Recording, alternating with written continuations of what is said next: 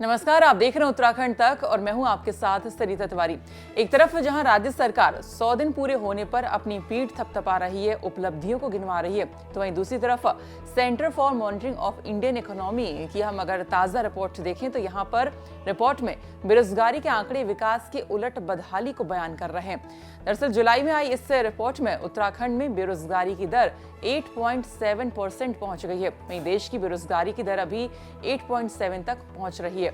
वहीं चारधाम यात्रा शुरू होने पर लग रहा था कि लोगों को काम मिलेगा, अस्थायी रोजगार मिलेगा, लेकिन फिर भी बेरोजगारी की दर उल्टा बढ़ गई है। अप्रैल में चारधाम की यात्रा जब शुरू हुई, मतलब अप्रैल में बेरोजगारी की दर थी 5.3% और अब यात्रा शुरू हुए करीब 3 महीने बीत चुके हैं और अब की जो दर हमने आपको बताई यानी कि जुलाई में दर बढ़कर हो गई है 8.7%।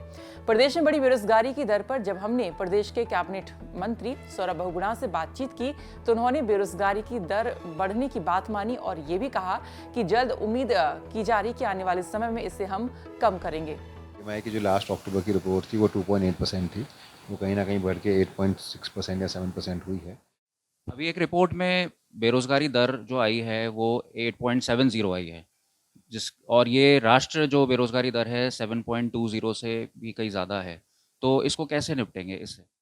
ये आपने सही कहा, CMI की जो लास्ट अक्टूबर की रिपोर्ट थी वो 2.8% थी, वो कहीं ना कहीं बढ़ के 8.6% या 7% हुई है।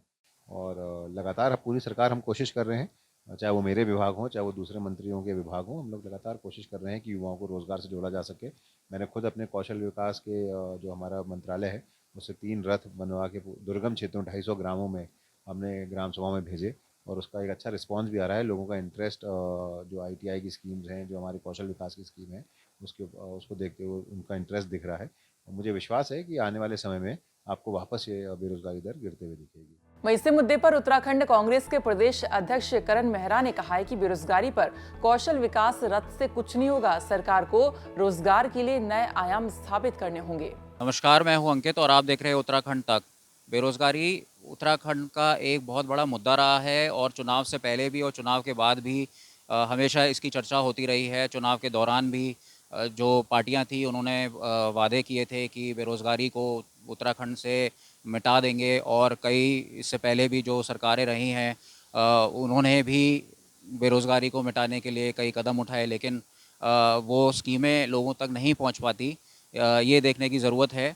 और पिछले 100 दिन जो अभी हाल ही में 100 दिन पूरे हुए हैं धामी सरकार के, जिसके बाद सभी मंत्रालय अपनी उपलब्धियां बता रहे हैं, वहीं इसके बीच एक रिपोर्ट आती है, CMIE की रिपोर्ट है और इस रिपोर्ट में उत्तराखंड की बेरोज़गारी दर 8.7% पाई गई है, जो कि देश की 7.8% जो कि देश की बेरोजगारी दर है उससे भी कहीं ज़्यादा है। आपको बता दें कि प्रदेश में सबसे ज्यादा जो पलायन हुआ है उसकी जो मुख्य वजह है वो है रोजगार रही है।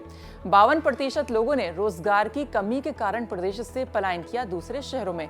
गांव के गांव खाली हो रहे हैं, पहाड़ों में खासकर युवा बेरोजगार हैं।